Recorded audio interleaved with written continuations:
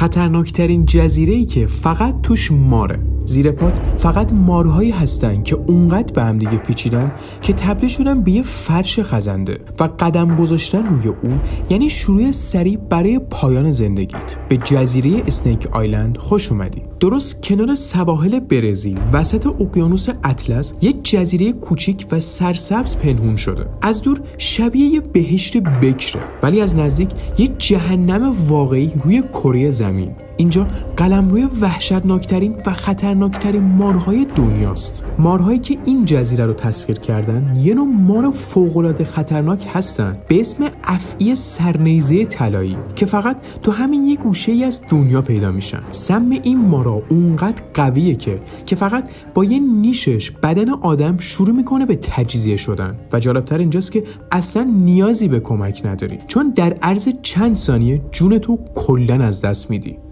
البته دانشمندان میگن شاید یه روزی همین سم مرگبار تو ساخت داروهای قوی به درد بخوره ولی خب فعلا کسی وجودشو نداره که بخواد وارد این جزیره بشه. اینجا هیچ نشونه‌ای از زندگی نیست. نه صدای پرنده، نه رد پا، نه حتی یه نشونه کوچیک از آدمیزاد. هیچ کس اجازه نداره وارد این جزیره بشه. نه با قایق، نه با پای پیاده، نه حتی با یه تیم نجات حرفه‌ای. تنها راه هلیکوپتره. اونم فقط واسه چند تا دانشمند که مجوز مخصوص خودشونو دارن. ولی حتی اونا هم حق ندارن از یه برج فلزی کوچیک اون طرفتر برن. چرا؟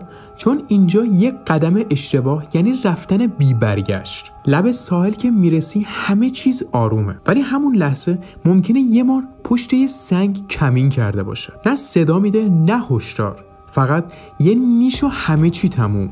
خلاصه اسنیک آیلند فقط یه جزیره نیست، یه اخطاره، یه یاداوریه از اینکه طبیعت اگه بخواد میتونه از هر چیزی که توی فیلم‌های ترسناک دیدی وحشتناکتر باشه. نظر شما راجع به این جزیره چیه؟ لطفاً کامنت کنید.